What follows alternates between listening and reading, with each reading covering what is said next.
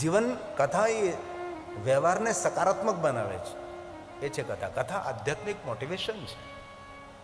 કથા સાંભળવાથી પુણ્ય મળે ન મળે એક વસ્તુ અલગ છે. કથા સાંભળવાથી ફળ મળે કે ફળ ન મળે એ પણ વિચાર એક અલગ છે. કથા સાંભળવાથી કોઈ ફળ મળે કે ન, જરૂર કીધું ફલમ વક્તું ન શોકનો મેં. કથા સાંભળવાથી જે ફળ મળે છે તેનું વર્ણન ન કરી શકાય એવું સ્વયં બ્રહ્માજી બોલ્યા છે. પણ ધારણા પ્રમાણે એ વિચાર આપણે કરી શકીએ કથા સાંભળવાથી ફળ મળે કે ન મળે, પણ કથા સાંભળ્યા પછી કોઈ સારી વાતો ગ્રહણ કરીએ તો કથા સાંભળવાથી ફળ મળે કે ન મળે, પણ કથા સાંભળવાથી જીવન નિષ્ફળ ન જાય, એકદમ પાકો ભરોસો છે.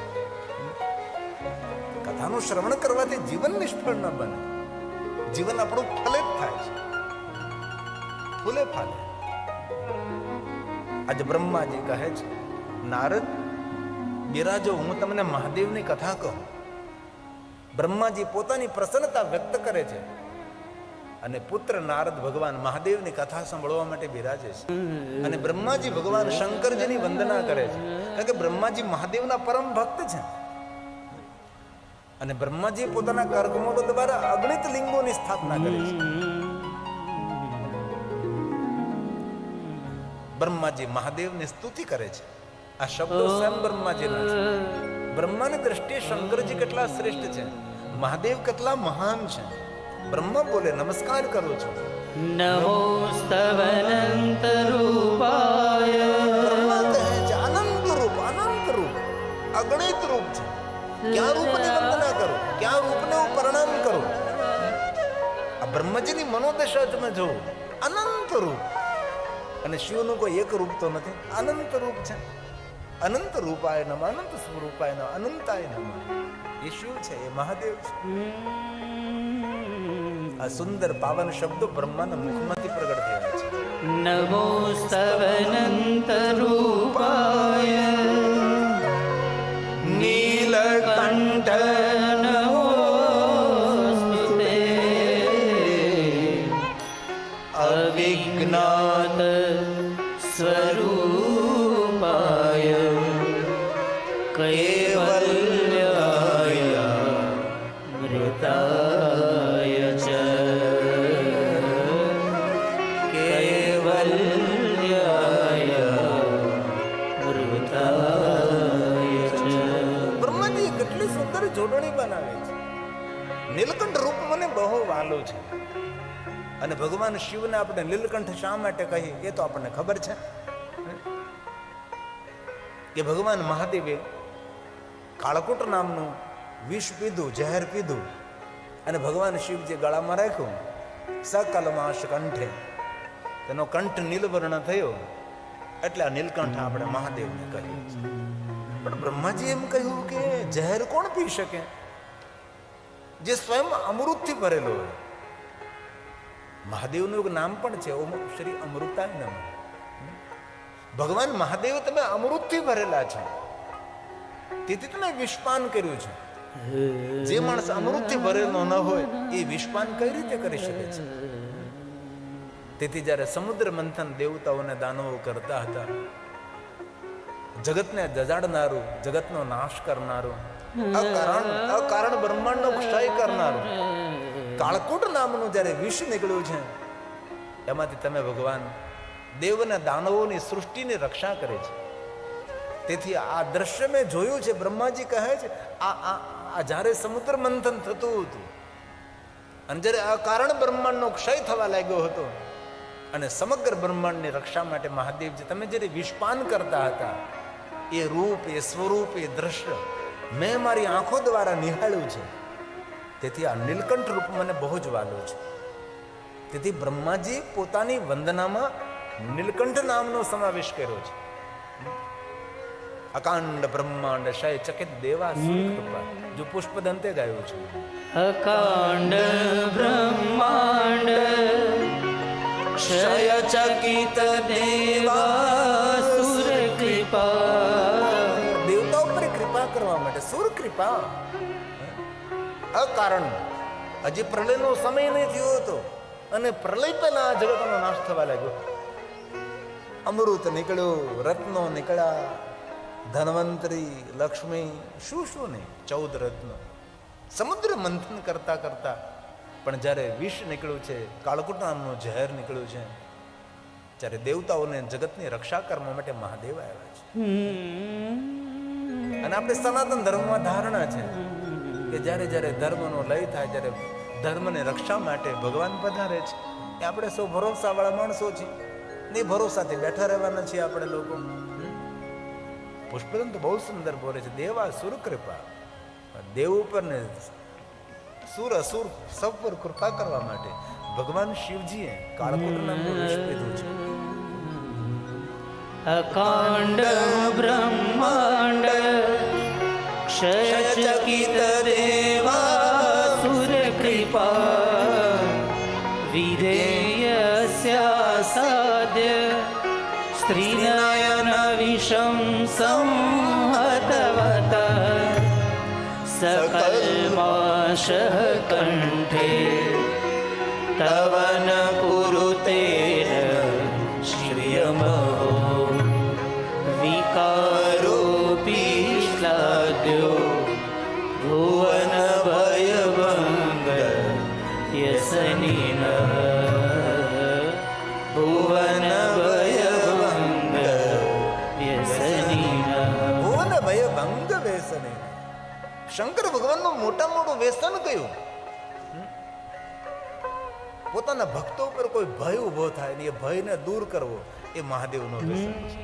આ ભુવન ઉપર કોઈ ભય ઉભો થાય ને ભયને દૂર કરવો, દેવ અભય વરદાન.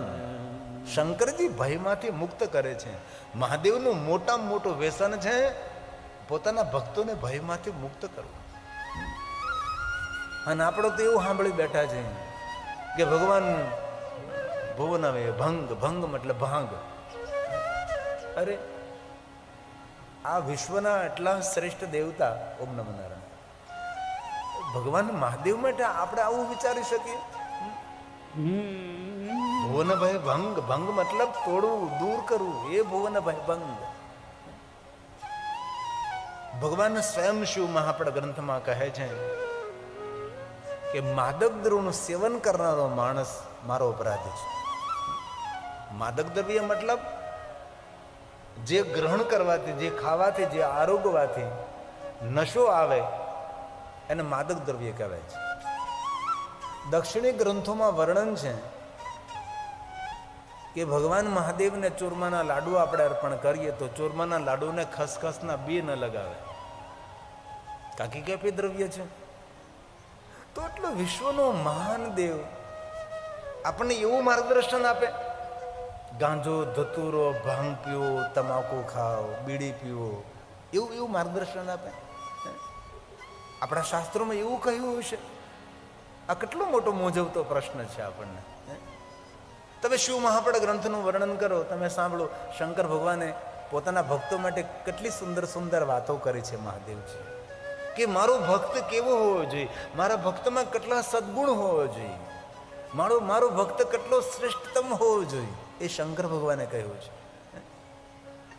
તેથી કથા સાંભળતા અન્ય કોઈ નિર્ણય ન લઈએ આપણે. સારા નિર્ણયો જો સારા માણસો, સજ્જન લોકો લે તો તેને પ્રણામ છે. ચાલો ભાઈ, એટલી મોટી કથા થઈ છે તો ગામમાં આપણે વૃક્ષો વાવીએ, ગામમાં પ્લાસ્ટિક ઉપર પ્રતિબંધ કરીએ આપણે, જેથી કરીને પ્લાસ્ટિક ગાયો ખાય નહીં. આપણા ગામના રોડ રસ્તાઓ સુંદર સાફ સુથરા રહે. ગામમાં નિયમો લાગુ પાડીએ આપણે કે ગામમાં કોઈ પ્લાસ્ટિક ફેંકવું નહીં, ગામમાં કોઈ થૂકવું નહીં, ગામની બજારો ગંદી કરવી નહીં. આવા બધું કથા સાંભળ્યા પછી જો ગામના 5 માણસો ભેગા થઈને આવા સારા નિર્ણયો લે તો ઘણું સારું થાય. અને કથાના માધ્યમથી ગામમાં કંઈક નવું થવું જોઈએ. બસ, ભલે ગમે એ રીતે, પણ ગામમાં કંઈક કથાને યાદ સ્વરૂપે થવું જોઈએ. ગામમાં સુંદર વિદ્યાલય બને કથાને યાદ સ્વરૂપે, મને વાંધો નથી, તમે તારે ઉઘરાવો પૈસા.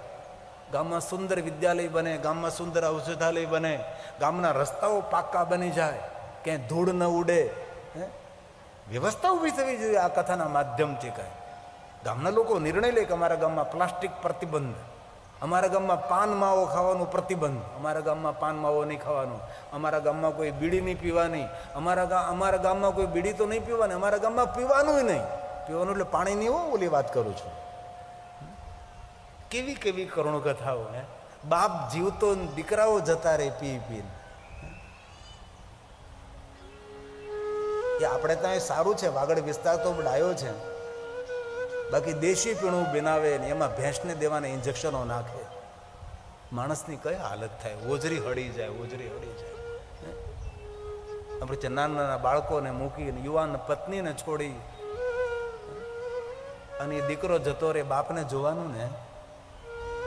આ કથાથી કંઈક નિર્ણય લેવાનો છે અને ડાયા માણસો નિર્ણય લઈ શકે છે.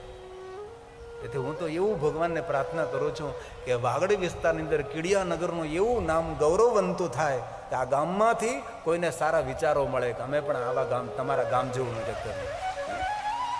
આવું કરી શકો છો. ગામ તો હાથીનો પગ છે ભાઈ. કથા સાંભળીને છૂટા પડી જાય ને કથાની બહાર પગ મૂકીને બીડીને ખેંચીએ નહીં, નહીં, નહીં. નિર્ણય લેવાનો છે કે ભલે અત્યાર સુધી જેટલી પીધી એટલી પીધી, બાકી હવે બંધ. અને એક બહુ હૃદયથી હું વાત કહું છું, હું સાધુ છું એટલે કહું છું, જે માણસ પોતાના દેહનું ધ્યાન ન રાખી શકે એ દેશનું શું ધ્યાન રાખી શકવાનું? જે માણસ પોતાના દેહનું ધ્યાન ન રાખી શકે એ દેવનું શું આરાધન કરવાનું છે? દેવનું આરાધન કરવા માટે તો પહેલા દેહનું ધ્યાન રાખવું પડે છે. આપણે પોતે તંદુરસ્ત રહેવું પડે છે. આપણે કોઈ સાધના અનુષ્ઠાન કરવી હોય તો શું કરવું પડે? પહેલા તો આરોગ્ય જોઈએ ને, તો તમે સાધના કરી શકો, તો તમે તપ કરી શકો, કઠિન અનુષ્ઠાન કરી શકો, 24 કલાક એક સ્થાન પર બેસી શકો, કરી શકાય ને. ધૂણી રે ધખાવી બેલી અમે તારા નામને. ક્યારે? તમારી પાસે આરોગ્ય હોય ત્યારે ને. આરોગ્ય ન હોય તો માણસ પાંગળો છે. જેની પાસે આરોગ્ય નથી માણસ ભિખારી છે. ક્યારે તપ, ક્યારે સાધના, ક્યારે અનુષ્ઠાન? આરોગ્ય હોય. કથાના માધ્યમથી કઈ નવો વિચાર પ્રગટ થાય, કઈ નવું થાય, નવનીકરણ થાય.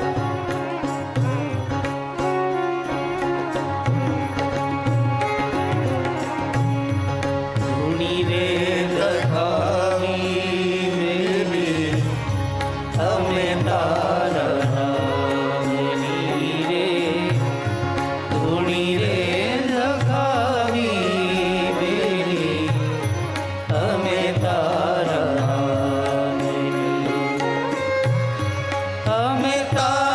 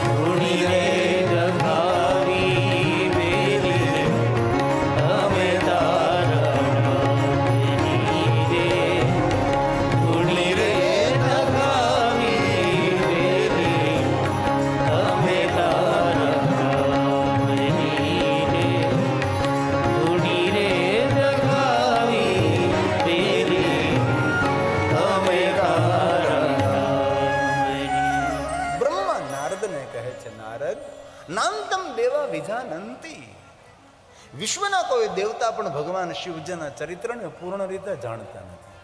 હવે બ્રહ્માજી એમ કહે છે કે હું શિવજીના ચરિત્રને જાણતો નથી. કોઈ દેવતા પણ ભગવાન મહાદેવના ચરિત્રને સંપૂર્ણપણે જાણતા નથી. પરંતુ મારી વાણીને પવિત્ર કરવા માટે હે નારદ, હું આપના સમક્ષ ભગવાન મહાદેવની કથા કહીશ. આ સ્વયં બ્રહ્મા બોલે છે. અરે પૂરી 9 દિન કથા થઈ શકે. બ્રહ્માજીની દ્રષ્ટિએ ભગવાન શિવજી કેટલા શ્રેષ્ઠ છે. અને વિશ્વના દરેક દેવતાએ ભગવાન શિવજીની સ્તુતિ કરી છે. દરેક ઋષિમુનિઓ ભગવાન મહાદેવની સ્તુતિ કરી છે. અને દરેકની દ્રષ્ટિ ભિન્ન ભિન્ન છે મહાદેવ પ્રત્યે. અને સ્વયં બ્રહ્માજી બોલ્યા છે, હે નારદ, નાંતમ દેવા વિજાનંતિ. વિશ્વના કોઈ દેવતા પણ ભગવાન શિવજીને સંપૂર્ણપણે જાણતા નથી. નાંતમ દેવા વિજાનંતિ યસ્ય તસ્મૈ નમો નમઃ. નમસ્કાર કરું છું, તો પ્રણામ કરું છું. યમ ન વાચઃ પ્રશંસન્તિ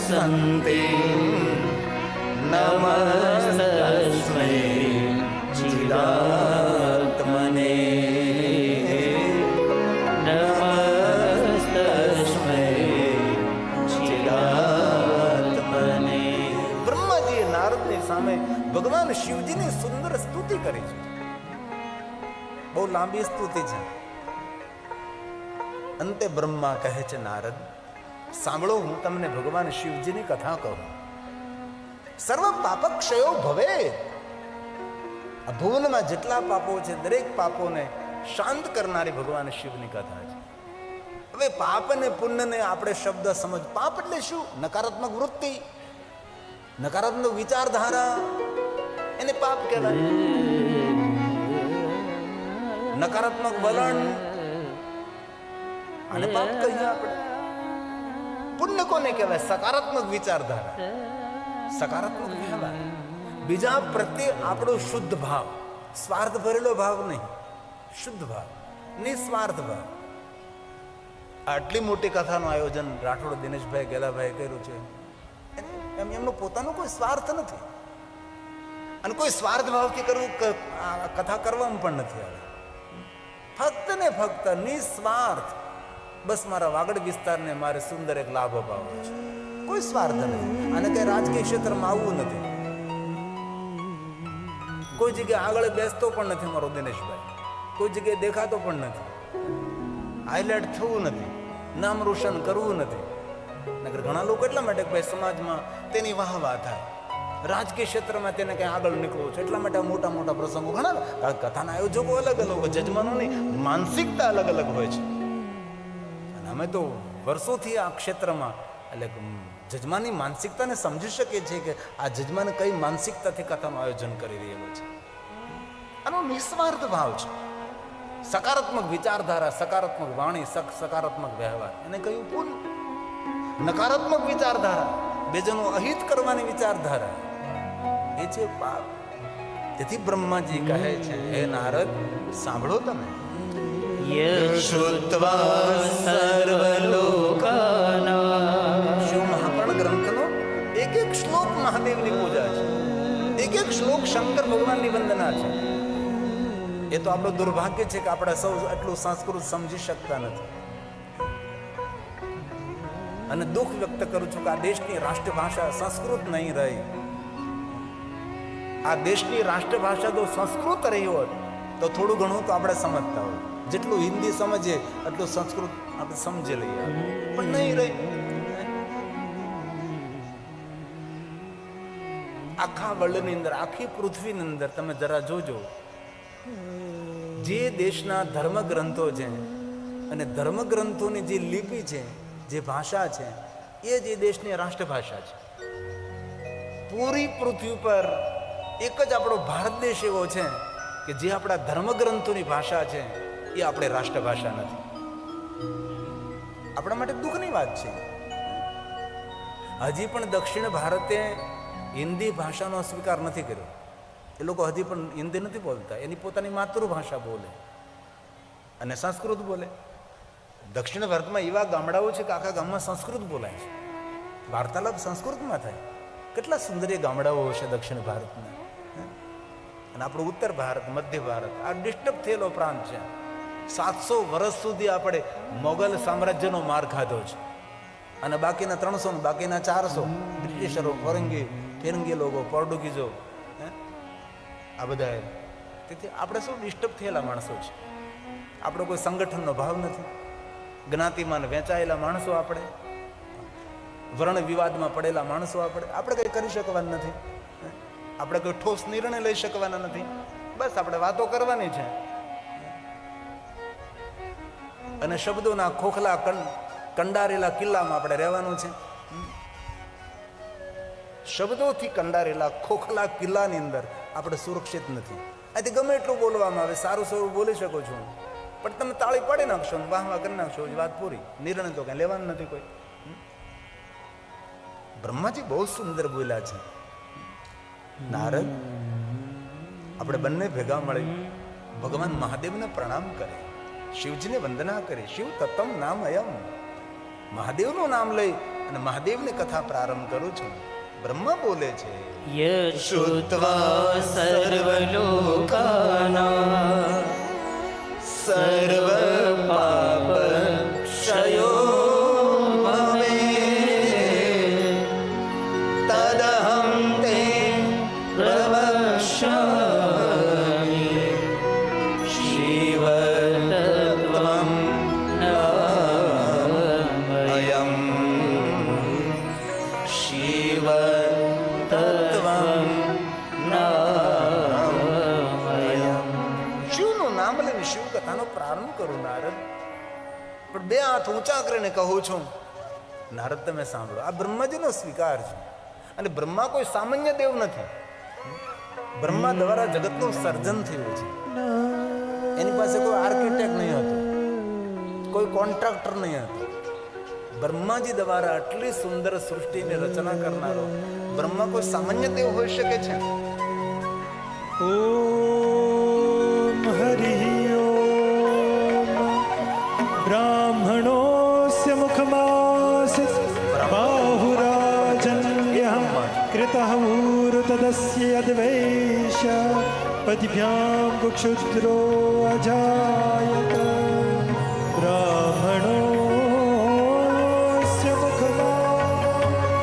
એ સ્વયં બ્રહ્માજી કહે છે. નારદ, સાંભળો, ઊંચા હાથ કરીને હું સ્વીકારું છું. આ બ્રહ્માજીનો શ્રેષ્ઠ સ્વીકાર છે. સુનિએ જરા, કેવો સ્વીકાર છે? શિવ તત્વં મયાનેવ. આ બ્રહ્માજી બોલ્યા છે. નારદ, હું શિવ તત્વને નથી જાણતો. હવે બ્રહ્માજી જો શિવ તત્વને ન જાણતા હોય અને કલયુગમાં રહેનારો માણસ એમ કહે હું શિવ તત્વને જાણું છું, તો બ્રહ્માજીથી શ્રેષ્ઠ છે, એ બ્રહ્માજીથી મહાન છે. અને બહુ હૃદયની એક પ્રાર્થના છે, ચમત્કારોની દુનિયાથી દૂર રહેજો ભાઈ. આ દુનિયામાં કોઈ ચમત્કાર નથી. હરપલ આ દુનિયા નવી છે. રોજ સૂરજ ઉગે છે અને રોજ ફૂલો ખીલે છે, રોજ કુપળ ફૂટે છે ભાઈ. હજારો જન્મે છે, હજારો જીવે છે, હજારો મરે છે. કેવો ચમત્કાર તમે માનો છો? મારા ભણેલા ગણેલા યુવાન દીકરા દીકરીઓને મારી પ્રાર્થના છે, ભાગ્યના ભરોસે ન બેસે, પુરુષાર્થ કરે છે. પુરુષાર્થ વગર ભાગ્ય પણ પાંગળું છે. પુરુષાર્થ એ દાદર જેવો હોય છે અને ભાગ્ય લિફ્ટ જેવું હોય છે. અને લિફ્ટ ક્યારે બંધ થઈ જાય તેનું નક્કી ન હોય. અને પુરુષાર્થ દાદર હંમેશા ચડો, દાદર હંમેશા ઊંચાઈ ઉપર જ લઈ જાય છે. અને ભણેલા ગણેલા માણસો પણ આ ચમત્કારો અંદર રચાયેલા ફસાયેલા છે. બ્રહ્મા સ્વયં કહે હું તત્વને નથી જાણતો. અને જીવનમાં આ વાતને યાદ રાખવી, જે વસ્તુ આપણને ખબર ન હોય, જે વસ્તુને આપણને જાણવાનું હોય, સ્વીકાર લેવું ભાઈ, મને ખબર નથી. કઈ બધી જ વસ્તુને આપણને ખબર હોય એવો થોડો આપણે દાવો કરી શકીએ છીએ. ઘણી વસ્તુ અજાણ હોય, આપણને ખબર પણ ન પણ હોય. તેથી બ્રહ્માજીની આ શ્રેષ્ઠતા અને બ્રહ્માજીની સરળતા છે કે હું શિવ તત્વ નથી જાણતો. પોતાના પુત્ર નારદને કહે છે, હે નારદ, શિવ તત્વં મયાનેવ વિષ્ણુનાપી યથાર્થતઃ જ્ઞાતજ્જ પરમં રૂપ મદભૂતં ન પરે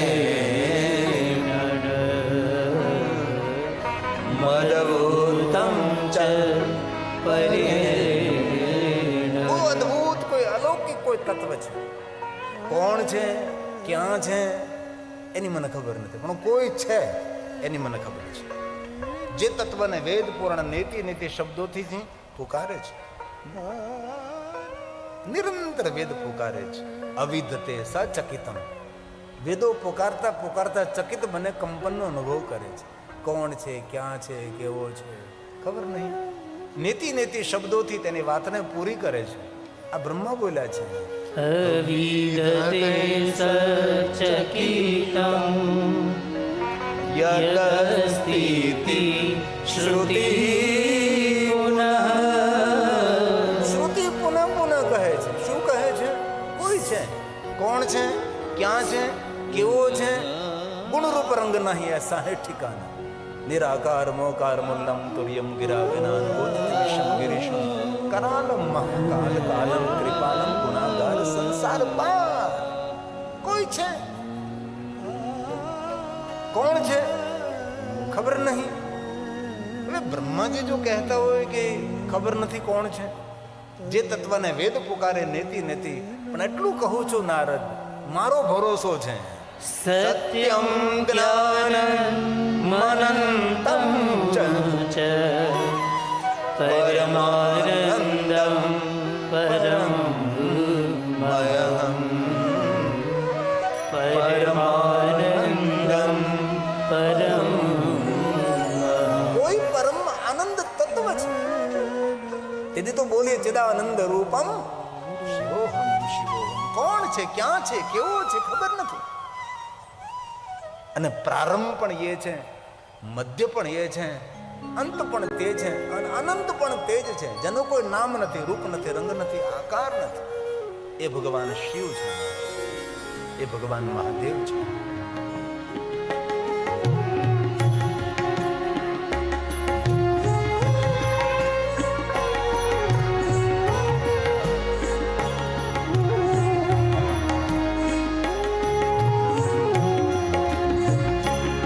જય મહાદેવ શંભો હર મહાદેવ શંભો. જય મહાદેવ શંભો હર મહાદેવ શંભો. તું ही सत्य है, तू ही सनातन, तू ही सत्य है, तू ही सनातन. विश्वनाथ शंभो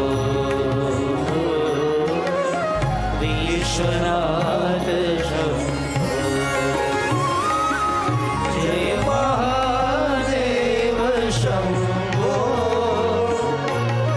हर महादेव शंभो. जय महादेव शंभो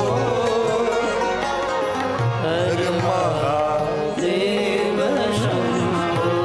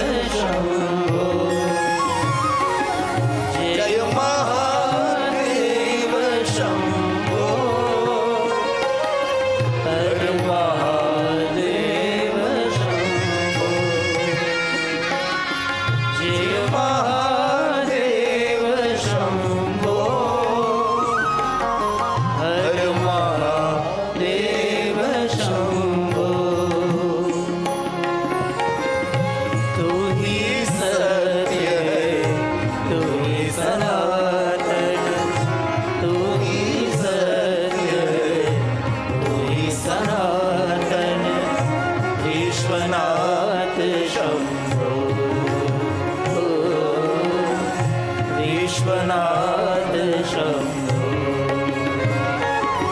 જય મહાદેવ શંભો હર મહાદેવ શંભો જય મહાદેવ શંભો હર મહાદેવ શંભો હર મહાદેવ શંભો હર મહાદેવ શંભો. તેથી બ્રહ્માજી કોઈ આકારને પ્રણામ ન કરે, કોઈ દેવતાઓને પ્રણામ ન કરે, કોઈ અવતારને પ્રણામ નથી કર્યા. આ બ્રહ્માજીની વંદના જાણવા જેવી, સમજવા જેવી અને સ્વીકારવા જેવી તો ખરી જ. બ્રહ્માજી નારદની સામે ભગવાન શિવજીને કઈ રીતે પ્રદર્શિત કરે છે? આ બ્રહ્મા સ્વયં બોલે છે, બ્રહ્મરૂપ, બ્રહ્મજ્ઞ. બ્રહ્મને પ્રણામ નથી કરતા, બ્રહ્મ બીજને પ્રણામ કરે છે. બ્રહ્મ બીજમ નમોસ્તુતે. આ બ્રહ્માજીની વિચારધારા તો તમે જો. અને શિવ મહાપુરાણ ગ્રંથ કોઈ સામાન્ય ગ્રંથ નથી, વિધિ વિધાનથી ભરેલો ગ્રંથ છે. આમાં લૌકિક કથાઓ નહીવત છે, આ તો અલૌકિક કથાઓ છે. બ્રહ્મા ધારે તો કોઈ અવતારને પ્રણામ કરી શકતા હતા ને, બ્રહ્મા ધારે તો કોઈ આકારને પ્રણામ કરી શકતા હતા, નહીં કોઈ અવતાર, નહીં કોઈ સંપ્રદાયથી ઉભા કરેલા ભગવાન, નહીં નહીં. આ બ્રહ્માજીની કેટલી શ્રેષ્ઠ વંદના છે. હું કોને પ્રણામ કરું છું? નારદજી સમજવાની કોશિશ કરજો. બ્રહ્મા સ્વયં બોલે છે, બ્રહ્મ રૂપ બ્રહ્મજ્ઞ બ્રહ્મ ભાવે ચ તત્પર બ્રહ્મ બીજ સ્વરૂપેણ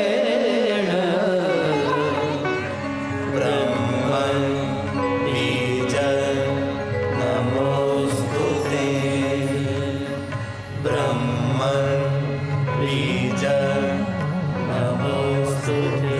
પૂરા વડલાને પ્રણામ નથી કર્યા. વડલાનું પ્રણામ તો નાનકડું બીજ છે. તેથી હે બ્રહ્મ, તમને પ્રણામ નથી કરતો, નમસ્કાર નથી કરતો, પણ બ્રહ્મનું જ્યાં ઉદ્ગમ સ્થાન છે એને હું પ્રણામ કરું છું. બ્રહ્મ બીજ જે સર્વ વ્યાપક છે.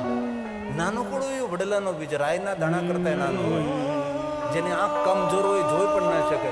આટલું નાનકડું વડલાનું બીજ, એમાંથી કેટલો મોટો વડલો ફલિત થાય છે.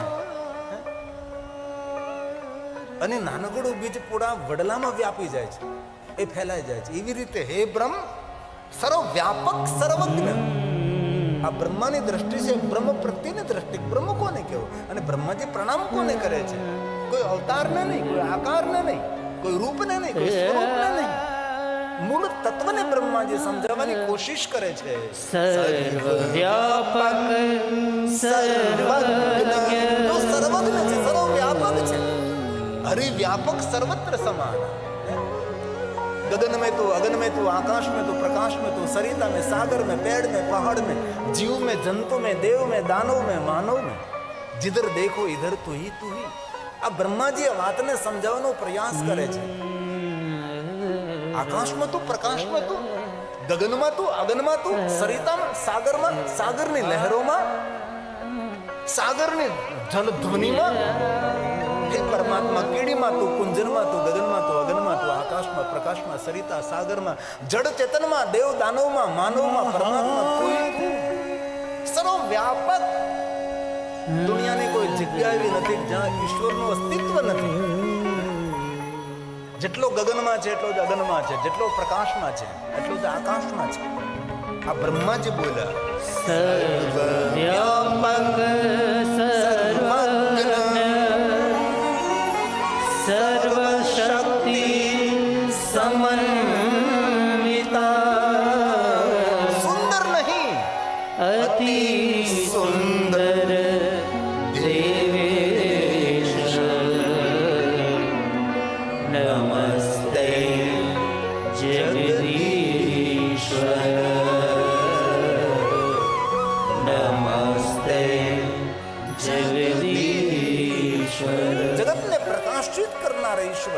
એનો હું પ્રણામ કરું. જે ગુણાતીત છે, ગુણાધાર છે, ગુણ બીજ, ગુણાત્મક છે.